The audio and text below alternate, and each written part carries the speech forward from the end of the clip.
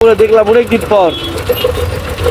অনেকদিন পর দেখতেছি ঢাকা শহরে সকাল সকাল অফিসের জন্য বের হলাম, বাট চিত্রটা অনেক ভিন্ন। এই যে দেখেন, চিত্র দেখতে পাচ্ছেন, দেখেন বাইক না থাকলে জিন্দগিটা শেষ হয়ে যায় তো গা। এই যে জ্যামের মধ্যে ঘন্টা পর ঘন্টা বসে রয়েছে, প্রাইভেট কার বলেন, বাস বলেন, সিএনজি বলেন, কেউ যেতে পারছে না। আরে বাইকের যে কত সুবিধা, যারা চালা জানে, যাদের বাইক আছে তারাই বুঝে। তারপরও আমাদের কাছে কেমন জানে মনে হইলো যে বাইকও উঠে জ্যামের মধ্যে, হয়তো বা এই সাইড সুইটতে যাওয়া যাচ্ছে। সামনে যদি আপনাদেরকে আরো দেখাবো যে কি পরিমাণ জ্যাম, কিভাবে রাস্তা কাটিয়ে যাইতে হয়, এইটা হচ্ছে অপরিকল্পনা ভাবে। তো আপনারা দেখছেন এই যানজট কবে শেষ হবে জানি না, প্রকল্পের কাজ চলছে, সামনে এই কাজগুলো শেষ হবে কবে সেটা কোন ঠিক ঠিকানা নেই।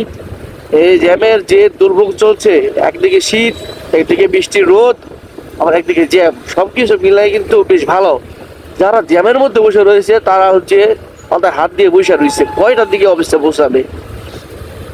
আমার মনে হয় এয়ারপোর্ট পার হইতে, আপনারা জানেন উত্তরা আজমপুর থেকে এয়ারপোর্ট পার হতে যদি 1 ঘন্টা লেগে যায়, তাহলে বাকি রাস্তা তো পুরেই রয়েছে।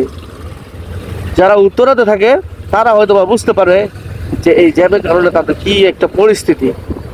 আর আমরা যারা বাইকার রয়েছি, বাইক নিয়ে অফিসে যাই, তারা একটু একটু স্বস্তিতে আছে, কারণ আমরা একটু চিপা চাপা রাস্তা দিয়ে সুন্দর মতো যাইতে পারি এবং উপভোগ করতে পারি যারা বসে রয়েছে তাদের অবস্থাটা কি।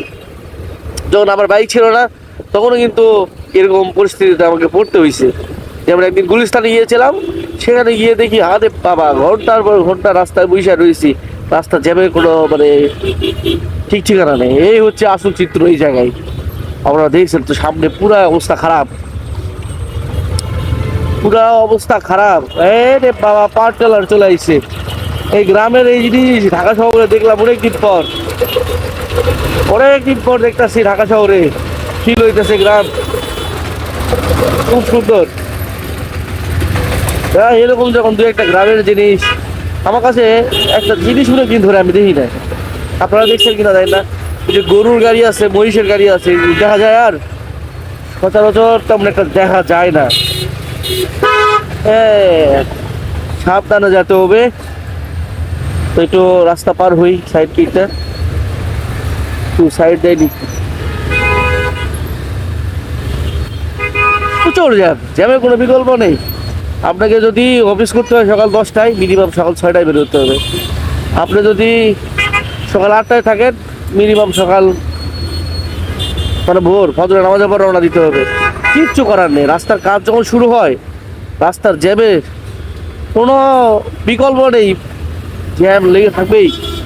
তো সবাই ভালো থাকবেন, বেশি কিছু বলার নেই। অনেকেই বলে আমি জ্যাম নিয়ে বেশি বেশি কথা বলি, আসলে ভাই একটু দেখানো উচিত ঢাকা শহর মানে ব্যস্ত নগরী। আমরা মাঝে মধ্যে বলি আসলে কতটা ব্যস্ত নগরী, এটা তো আপনারা আমার ভিডিও দেখেই বুঝছেন। আর তেমন কিছু বলার নেই, সবাই ভালো থাকবেন, সুস্থ থাকবেন, আর ভিডিওগুলো একটু শেয়ার করবেন। আপনার একটা শেয়ারে হয়তো আমার অনুপ্রেরণা জাগবে আরও হাজার হাজার ভিডিও তৈরি করার। তো আল্লাহ হাফেজ। আর দেখুন রাস্তার পরিস্থিতি, যতদিন থাকবো আমি আর আমার মোবাইল যতদিন আছে, আমি যতদিন আছি, এই রাস্তার চিত্র আপনাদের কাছে তুলে ধরবই। আল্লাহ হাফেজ।